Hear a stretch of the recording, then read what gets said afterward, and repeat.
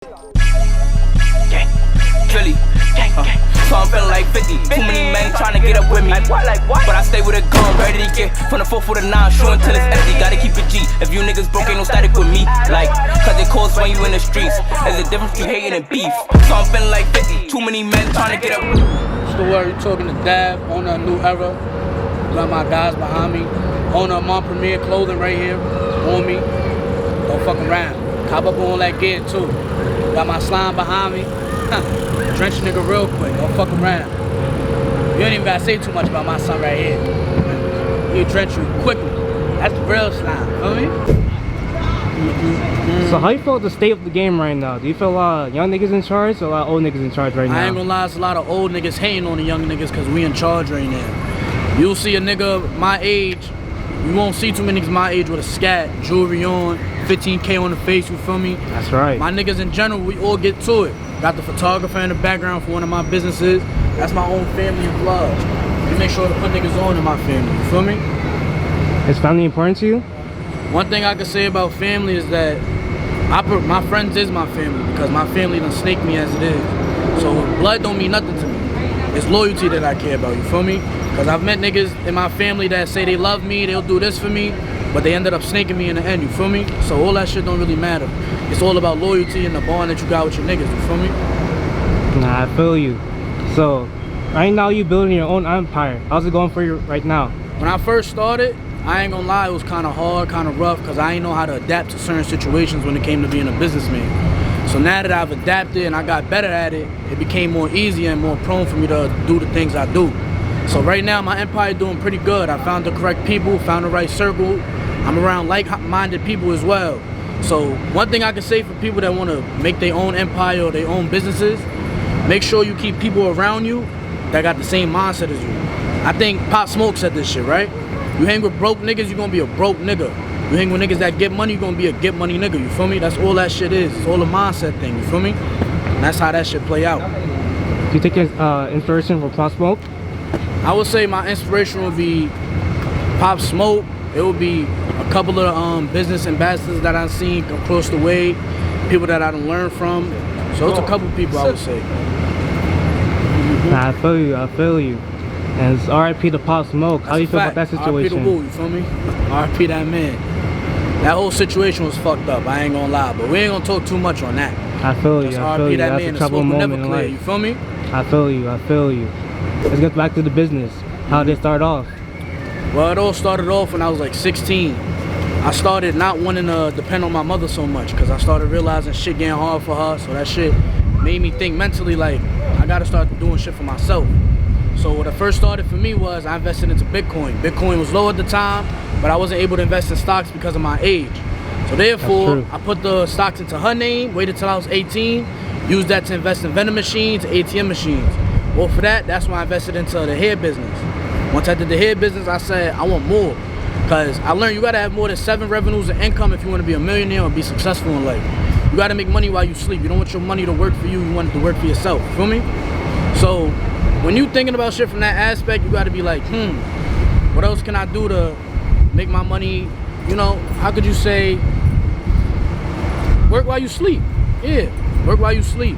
Because you don't want to be constantly overworking yourself all day. That's not one thing you want to do. You don't want to keep working. You want to be able to relax and take a vacation and be like, you still making bread, making millions. That's what rich people are.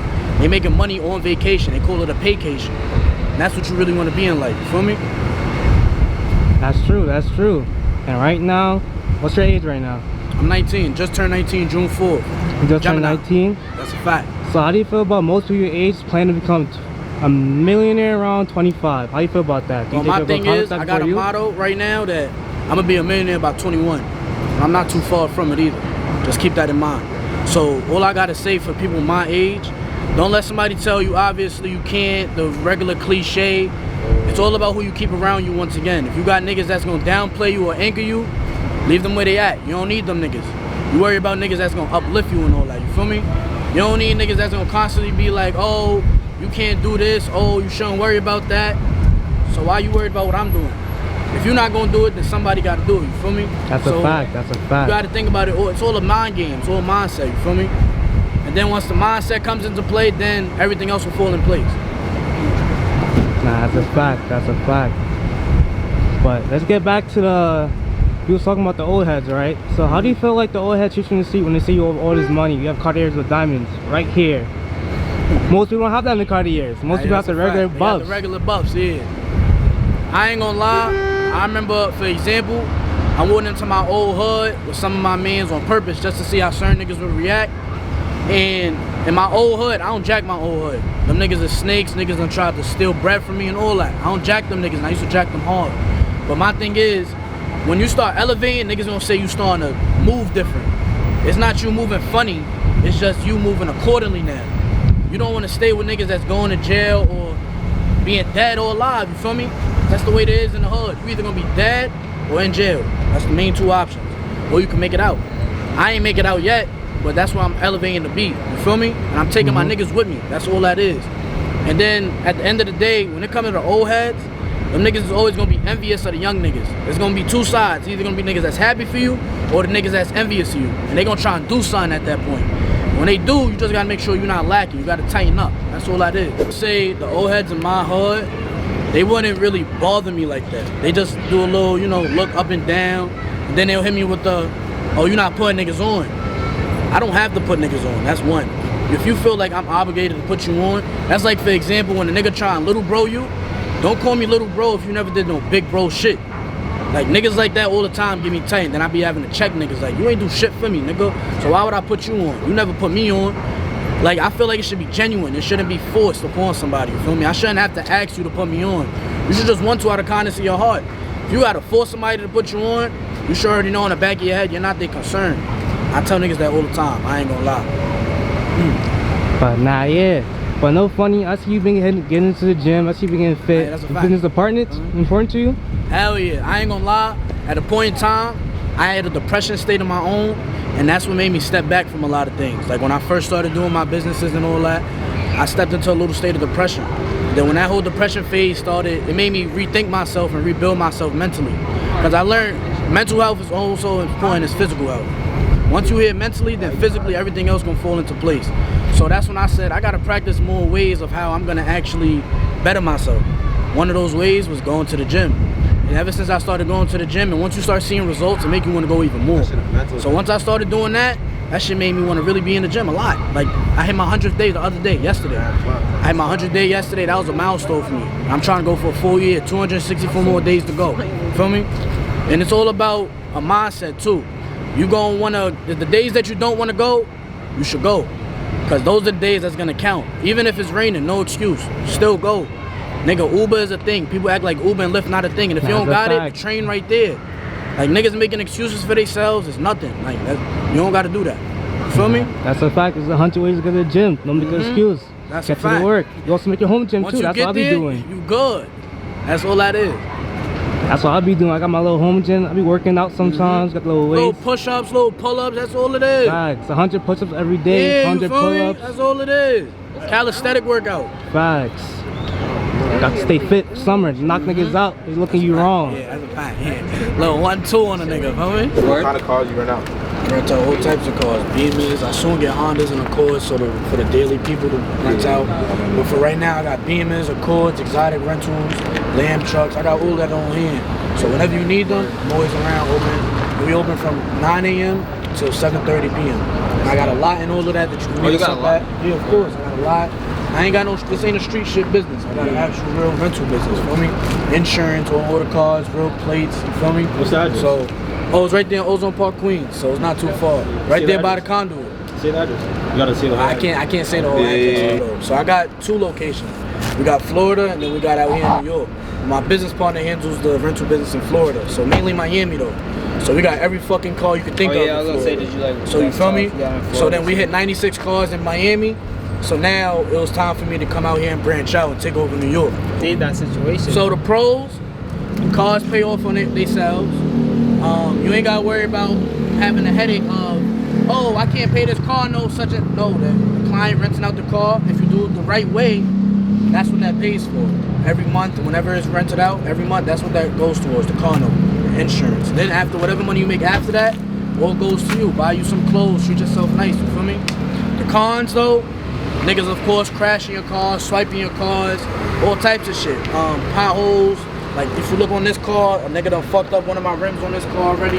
Had to put that bullshit ass rim. I'm gonna fix that real soon though. But basically 3 black rims and 1 silver rim. Because a client fucked it up. If someone like messes up the car. Oh, they pay. So what I do is, you pay me daily, which, so say for example, this car $350 a day, $750 deposit. That refundable is refundable deposit when you bring me the car the exact way I gave it to you. Meaning nothing wrong with my car.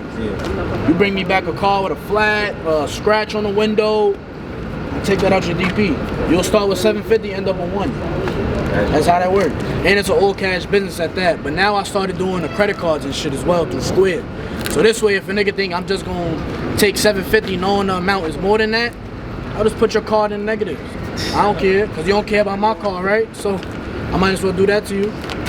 So that's how that whole thing works with the rental business. It's a lot of competition though, and you just gotta make sure you get the right cars. When these cars come back like fucked up, it's all on insurance, right? That's a fact. So my thing is, most of my cars got insurance, but the ones that don't is my personal cars. I rent out 2 of my personal cars. Only reason is, I don't want to worry about tolls and tickets with my personal cars. So the easy way around that, don't put a hard plate, put a temp tag. Temp tags avoid all those problems. Cause this way you don't get all them easy pass tickets, all them shits in the mail. Cause then that goes into collections, affects your credit. You don't want that. So my personal cars, I put temp tags on purpose. Everybody say, oh, why you don't put a real plate? I ask them a question, they be like, yo, how much tickets you got? They be like, oh, I got like $3,000 in tickets. And they ask me, I say 0. And then that's why I don't get a hard plate.